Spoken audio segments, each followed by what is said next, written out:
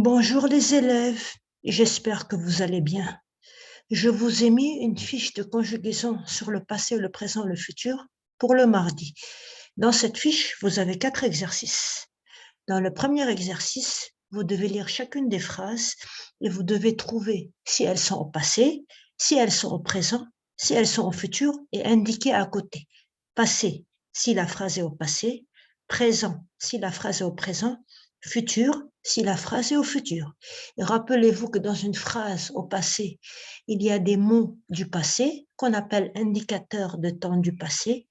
Hier, avant-hier, la semaine passée, l'an dernier, jadis. Dans une phrase au présent, il y a des mots du présent qu'on appelle aussi indicateurs de temps. Aujourd'hui, maintenant, en ce moment, actuellement. Et dans une phrase au futur, il y a des mots du futur ou indicateurs du futur. Demain, plus tard, dans un moment, bientôt, l'année prochaine, l'an prochain. Également, dans une phrase au passé, il y a des verbes au passé. Dans une phrase au présent, il y a des verbes au présent. Dans une phrase au futur, il y a des verbes au futur. Si je vous donne la phrase aujourd'hui, c'est jeudi, l'indicateur de temps du présent, c'est aujourd'hui, et le verbe au présent, c'est est.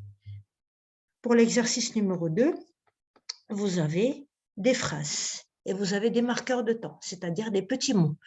Hier pour le passé, maintenant pour le présent, jeudi prochain pour le futur. À vous de lire chaque phrase et de mettre chaque indicateur de temps à la bonne place. Ensuite, vous avez l'exercice numéro 3. Dans l'exercice numéro 3, vous devez barrer le verbe intrus, c'est-à-dire le verbe qui n'est pas à sa place dans chacune des listes. C'est-à-dire, si vous avez le verbe je mange, je travaille, je joue, tu partiras, le verbe intrus qui n'est pas à sa place est tu partiras parce qu'il est au futur. Et vous devez lire chacun des verbes de la colonne A, de la liste A, pardon, de la liste B, de la liste C, chercher le verbe intrus qui n'est pas en même temps que les autres et le barrer. Pour l'exercice 4, vous devez écrire à votre tour une phrase au passé, une phrase au présent, une phrase au futur.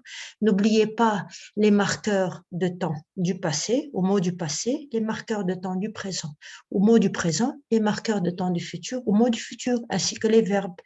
Au revoir les élèves. Je vous mettrai la correction sur le système de l'école. À bientôt.